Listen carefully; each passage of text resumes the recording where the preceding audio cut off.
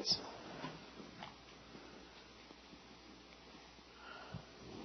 You mentioned that values were one of the talents that you look for. How do you determine whether they are good or bad?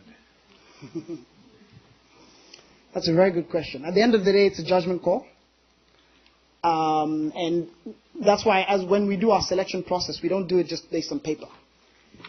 When we get 3,000 applications in any given year, we initially shortlist those candidates to a group of 400. And the key thing we use in determining that shortlist is we ask them to tell us about a time they identified a need in their community and what they actually did about it. And that's when we hear all the stories about people who about the refugee, for example, there was no school in his refugee camp, so he decided that he would build a school. Well, that's when we hear about the girl from a poor township in South Africa where there was no teacher. The teacher wasn't coming to school every day. And so she decided to take over as the teacher and then to teach the rest of the students. And it is that is one indication that these people think more about the communities and understand that leadership is really about service and not just about enriching themselves and becoming powerful.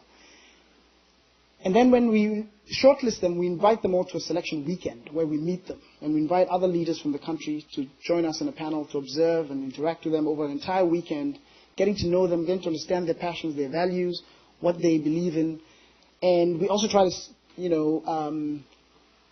put them in situations where we get a sense of their values. So, for example,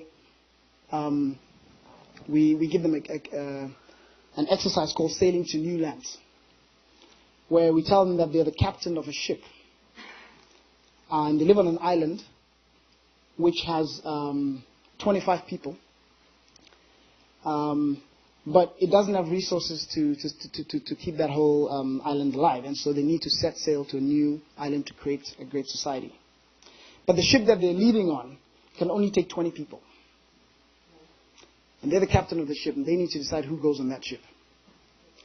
And so you give them a list of people that they need to decide on. And on that list will be people like Oprah Winfrey, your 85-year-old grandmother, a 16-year-old girl, a school teacher, etc., etc. And we ask them to tell us why they would take certain people on the boat or not. And there's no right or wrong answer. But in the way they reason and the way they articulate their decisions, we're able to gauge the values that they have. And ultimately, it's not going to be perfect. But when we look at the 400 young leaders that have entered our network so far, and we spend time with them, we just have so much hope for Africa because we think we're getting them with the right values. But at the end of the day, it's not a perfect science.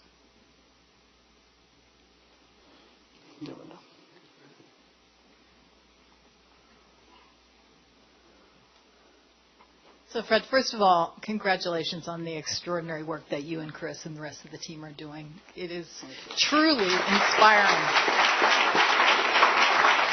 Thank you. Thank you. And it's fabulous that you now have 400 leaders in your network, but it seems like we need a lot more than 400.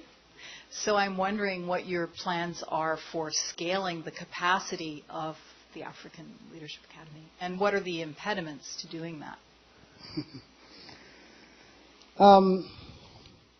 Well, first of all, I think that, one thing that we should not underestimate is the power of a few people to really change society.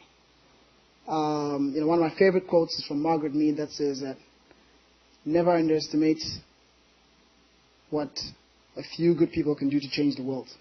In fact, it's the only thing that ever has. So we think that the 400, the 6,000 we'll create over the next 50 years can and will have a tremendous impact on the continent. But yes, you're right, we could do with more. And so what we hope to do to scale the impact of this network is by sharing some of our practices about how to develop leadership with schools, with education institutions throughout Africa. Because at the end of the day, what makes education, what makes development of people, it's not the facilities. You know, Chris and I were just at the new Stanford Business School building yesterday, Shangri-La. But when we went to business school, definitely didn't look like that. We got a great education. So what we're trying to do is to help others replicate our model, so that at the end of the day, in every shanty town or small town in Africa, you can replicate an African leadership academy of sorts through borrowing our philosophy of how you develop leaders. We might be able to get Lamido Sanusi, who was on our campus a few weeks ago, sharing his experience of leadership with our young leaders, but they can do the same by bringing in a local village chief or a community leader to help to share experience of leadership with them. So that's one, and probably the most important thing we can do is to serve as a source of innovation for how people throughout Africa are developed. And the Ambassador mentioned earlier our dream to create this thing called the African Baccalaureate, which would be a gold standard for high school education in Africa, which would really replicate what we're doing in a more formal way. So that's one way. Another thing we'd like to do is to train teachers from other institutions so they can replicate what we're doing. And then, if we got funding, perhaps, much further along now, you might set up a West African Academy, an East African Academy, and North African Academy. But the big constraint really has been funding and, our own internal managerial leadership capacity that we need to build to make sure that if, we grow in a manageable pace and not get overwhelmed.